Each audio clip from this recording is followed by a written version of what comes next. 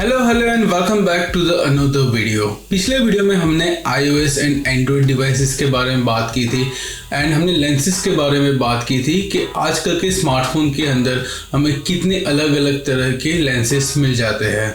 इस वीडियो में हम बात करेंगे कि हमारे स्मार्टफोन के अंदर जो कैमरा होता है उसको हम नेटिव कैमरा एप्लीकेशन के ज़रिए कैसे यूज़ कर सकते हैं।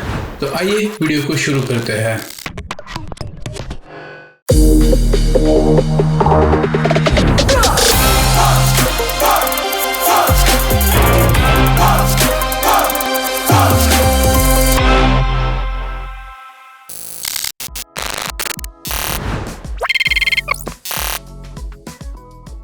जब आप अपनी नेटिव कैमरा एप्लीकेशन ऑन करोगे तो आपको कुछ अलग अलग मोड्स दिख जाएंगे। Photo mode, video mode, night mode, portrait mode. Mode वाले ऑप्शन में जाओगे, वहां पे आपको कुछ और मोड मिल जाएंगे जैसे time lapse, slomo, sticker, expert mode, panorama mode, pro mode. अगर आपका phone high end premium android phone है या तो आईफोन है तो आपकी स्क्रीन थोड़ी सी अलग दिख सकती है, बट डोंट वरी, जो भी प्रिंसिपल्स एंड सेटिंग्स की आज मैं बात करने वाला हूँ वो सारे फोन में सेम ही रहेगा। तो चलिए अपने अपने स्मार्टफोन की नेटिव कैमरा एप्लीकेशन को ऑन कीजिए एंड अब हम बात करते हैं कुछ कैमरा फंडामेंटल्स के बारे में। जब आप अपनी कैमरा एप्लीकेशन ऑन करोगे आपको फोटो मोड में जाना है, क्योंकि 99% आपके स्मार्टफोन के बैक में जो मेन कैमरा होगा जिसे प्राइमरी कैमरा बोलते हैं वो फोटो मोड से ही आप एक्सेस कर पाओगे। बाकी अगर आप अलग अलग ऑप्शंस एक्सप्लोर करोगे, पोर्ट्रेट मोड या नाइट मोड या मैक्रो मोड, वहां पे अलग अलग लेंसेस आपके कैमरा के यूज होंगे एंड उसका रिजोल्यूशन आपके प्राइमरी कैमरा के रिजोल्यूशन से कम रहेगा। जब आप अपनी नेटिव कैमरा ऐप को ओपन करोगे तो आपको इस तरह का कुछ इंटरफेस दिखेगा, जहां पे आपको एक साइड में आपको 1x 2x इस तरह की चीजें शायद लिखी हुई आ सकती है, जो basically zoom in and zoom out के लिए आप यूज कर सकते हो। उसके बाद आप अपनी स्क्रीन पे कहीं पे भी अगर आप टच करोगे तो आपको एक सर्कल या तो एक रेक्टेंगल दिखेगा। उसका मतलब है आप अपनी स्क्रीन पे जहां पे टच कर रहे हो उस जगह को आप फोकस में ला रहे हो एंड उस जगह की लाइटिंग कंडीशन के हिसाब से आपका एक्सपोजर सेट होता है। अब ये एक्सपोजर क्या है पहले उसके बारे में बात कर लेते हैं। जब आप अपनी स्क्रीन पे कहीं पे टैप करोगे उस फोकस पॉइंट के पास आपको प्लस और माइनस का एक साइन दिखेगा।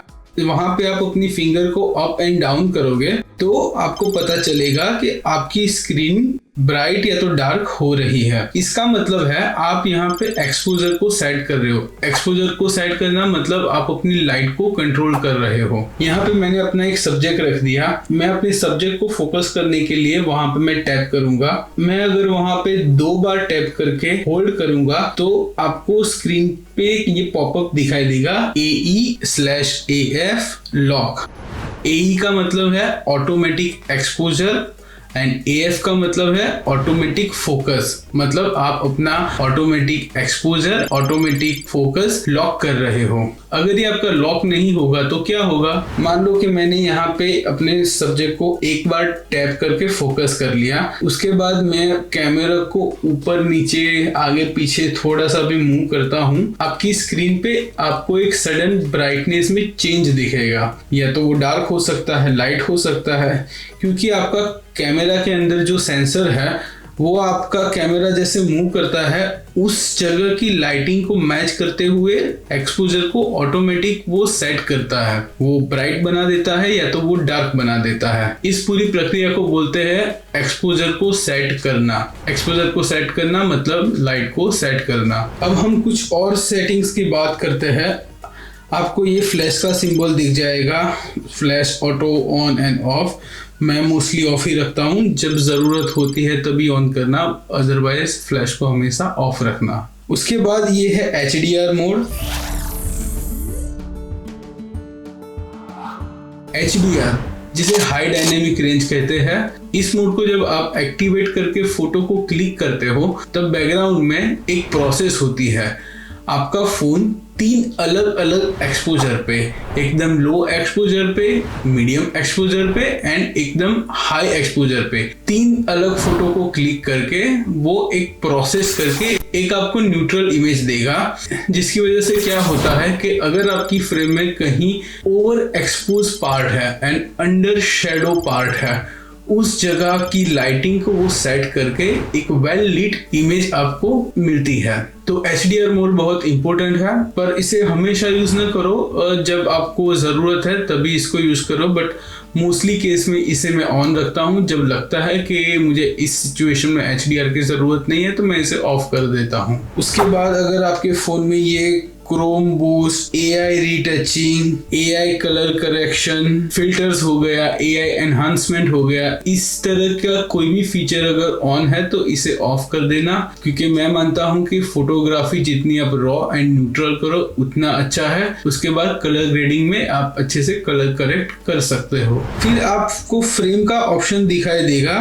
4:3, 1:1, देन फुल होगा जो मोस्टली 16:9 होता है। इन सारे मोड को ऑफ रखना। जो स्टैंडर्ड मोड है वो 4:3 है, तो इसी मोड को ऑन करना, क्योंकि जब आप ये अपना फ्रेम चेंज करते हो उसके साथ आपका कैमरा का रिजोल्यूशन भी चेंज होता है। तो स्टैंडर्ड मोड 4:3 में रखना। उसके बाद आप सेटिंग्स में जाना। सेटिंग्स में जाके आपको जिस तरह के कुछ सेटिंग्स अगर चाहिए, जैसे शटर साउंड चाहिए, देन फिंगरप्रिंट शूटिंग चाहिए, सेल्फी अगर आपको फ्लिप चाहिए, आप अपने हिसाब से रख सकते हो।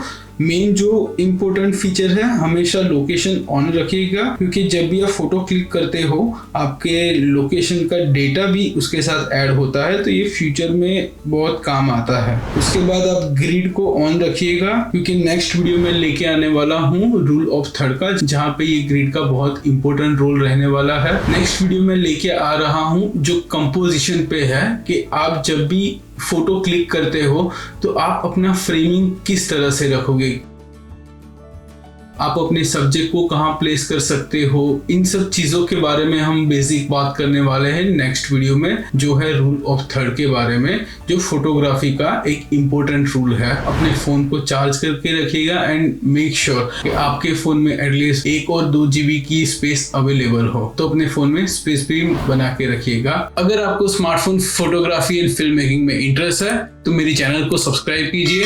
मैं आपके लिए ये वीडियो सीरीज लेके आया हूँ, जहाँ पे मैं आपको पूरे बेसिक से बताऊंगा आप अपने स्मार्टफोन को यूज करके एक अच्छी फोटोग्राफी कैसे कर सकते हो।